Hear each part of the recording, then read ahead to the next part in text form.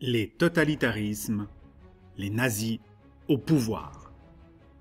À la fois nationaliste et socialiste, le parti nazi d'Hitler dénonce la mainmise des étrangers et des juifs sur l'Allemagne. Il se plaint de la décadence des politiciens traditionnels et réclame le retour de l'ordre et de l'autorité face aux communistes allemands qui s'inspirent de la révolution russe de 1917. Qu'est-ce que le putsch de Munich ? Stimulé par la prise de pouvoir de Mussolini en Italie en 1922 avec la marche sur Rome, Hitler envisage un coup identique en Allemagne. La situation lui semble favorable. Les Allemands sont écœurés par l'invasion française des territoires de la Ruhr en punition du non-paiement d'amendes prévues par le traité de Versailles. Encouragé par l'appui de politiciens locaux, Hitler et ses alliés tentent de prendre le pouvoir par la force le 9 novembre 1923 à Munich. C'est le putsch de la brasserie ou putsch de Munich. Un putsch, c'est une prise du pouvoir par la force. Mais une partie de ses alliés renonce lorsqu'ils comprennent que l'armée et la police ne les suivent pas. Hitler conserve le soutien de Ludendorff, ancien général en chef de l'armée allemande durant la Première Guerre mondiale, et défile dans les rues avec 2000 de ses fidèles. Mais il se heurte à la police et des coups de feu éclatent. Une vingtaine de morts, 4 policiers et 16 putschistes gisent au sol. Hitler, Ludendorff et d'autres responsables nazis sont arrêtés. Lorsqu'Hitler deviendra le Führer de toute l'Allemagne, il commémorera ces événements pour en faire un véritable mythe. Un drapeau nazi taché du sang de ceux qui sont morts ce jour-là deviendra un objet de culte. C'est le Blutfahne, littéralement le drapeau du sang, et les morts nazis de cette journée seront élevés au rang de martyrs. Lorsque le procès du putsch s'ouvre début 1924, les accusés risquent la mort. Mais les peines prononcées sont finalement légères. Hitler, qui revendique la totale responsabilité du putsch, est condamné à 5 ans de prison. Ludendorff est acquitté. Est-ce la fin du national-socialisme? En tout cas pas. Hitler sera libéré fin 1924, soit après 9 mois de détention seulement. Sa cellule est spacieuse, bien meublée, il y reçoit de nombreuses visites durant sa détention. Il profite de ce séjour forcé pour dicter son livre « Mein Kampf », Mon combat en français, publié en 1925.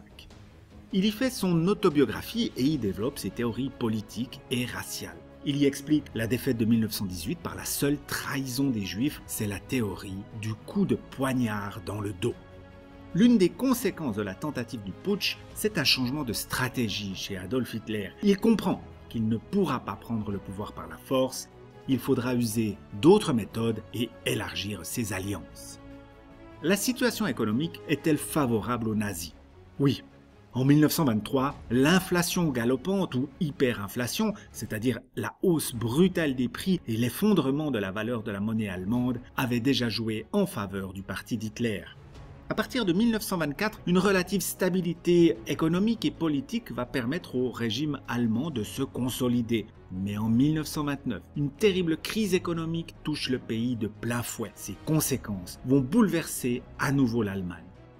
Les différents chefs du gouvernement, on dit chancelier en Allemagne, connaissent des échecs successifs pour améliorer la situation économique. Il y a alors plus de 6 millions de chômeurs en Allemagne. Ces échecs permettent au NSDAP de faire entendre ses arguments radicaux et de remporter des succès importants aux élections au Reichstag, le Parlement allemand. En parallèle, le Parti communiste progresse également. Comment Hitler devient-il chancelier?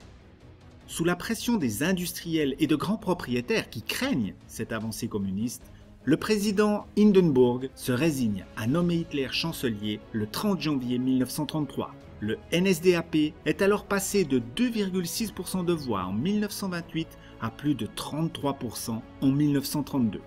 Au cours de l'année 1933, Hitler va rapidement s'assurer de la maîtrise de l'ensemble du pays. Le 27 février, l'incendie du Reichstag, par un déséquilibré, peut-être manipulé par les nazis, est attribué aux communistes, ce qui permet de justifier l'arrestation d'environ 4000 d'entre eux. Le lendemain, le décret pour la protection du peuple et de l'État restreint les libertés fondamentales. Le même jour, un autre décret instaure la répression contre la trahison envers le peuple allemand, ce qui autorise l'État à poursuivre tout opposant. En mars, le Reichstag vote les pleins pouvoirs à Hitler pour 4 ans et en juillet, le NSDAP devient le seul parti politique autorisé en Allemagne. Hitler organise alors des élections au Parlement. Seuls les candidats du parti nazi sont autorisés. Hitler dispose donc d'un parlement entièrement nazi. Qui sont les SA et les SS? Les SA, abréviation de Sturmabteilung, section d'assaut, sont une milice paramilitaire au service du parti nazi. Hitler arrivé au pouvoir, ses chemises brunes, dont la violence est devenue incontrôlable, inquiètent l'armée et font peur au patron. Le 30 juin, lors de la Nuit des longs couteaux, Hitler ordonne donc l'assassinat des principaux dirigeants SA, dont leur chef Ernst Röhm. La SA ne jouera alors plus qu'un rôle secondaire. Elle sera remplacée par la SS, Schutzstaffel en allemand, c'est-à-dire escadron de protection. C'est une véritable armée fanatisée au service d'Hitler. Ils se rendront coupables des pires crimes durant le conflit. Ils portent comme symbole une double rune, lettre d'un ancien alphabet germanique, sous le nom de Siegrune, ou rune de la victoire, et la Totenkopf, la tête de mort. En résumé, en 1923 à Munich, Hitler croit pouvoir s'emparer du pouvoir par la force. Mais ce putsch de Munich, ou putsch de la brasserie, est un échec cuisant. Condamné à 5 ans de prison, Hitler n'en fera que quelques mois. Il en profite pour rédiger un livre, Mein Kampf, qui détaille son projet politique et démontre sa haine des Juifs, considérés comme seuls responsables de la défaite de 1918. La situation économique, notamment la crise de 1929, permettent à Hitler d'accéder au titre de chancelier, c'est-à-dire de chef du gouvernement. Il concentre progressivement tous les pouvoirs entre ses mains avec l'appui des SS qui ont supplanté les SA.